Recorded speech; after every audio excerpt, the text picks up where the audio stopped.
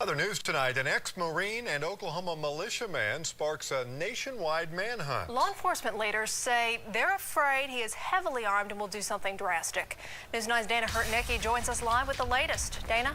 Kelly and Amanda, the Stevens County Sheriff says Charles Dyer didn't show up for court this morning on charges he raped a 7-year-old family member, and that spurred the manhunt. But Dyer's family says he is a constitutional patriot that's been hounded by the government and is now left with few options. Online, Charles Dyer is known as July 4th Patriot. Thousands view his videos and anti-government messages. They're already desperate to keep us from fighting back. In the past, the Stevens County Sheriff says Dyer and his followers have threatened him and other law enforcement, and it's that history that has him concerned. Desperate people do desperate things. Dyer's home burned to the ground on Friday. An acquaintance has been arrested for arson. The sheriff says Dyer's firearms were taken from the property before the fire. We're sure that he's going to be armed. I don't think there's any doubt about that. I do not believe he's dangerous unless he's shoved up in a corner.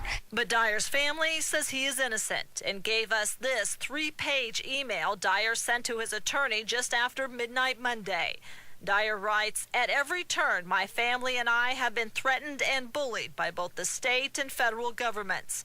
He goes on to say, "I never had any intention of harming another human life and will still do all that I can to keep from it.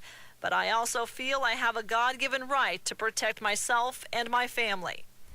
Dyer's family, however, says they just want what the sheriff does. I want it to end peacefully. If you see this, Charlie, we want you to come home.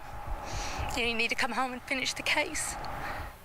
Dyer ends his email by telling his family if they do not hear from him within 90 days, he is dead. We have posted the entire email online at news9.com. Amanda? All right, Dana, and if you happen to know anything about Charles Dyer's whereabouts, you're asked to call police immediately.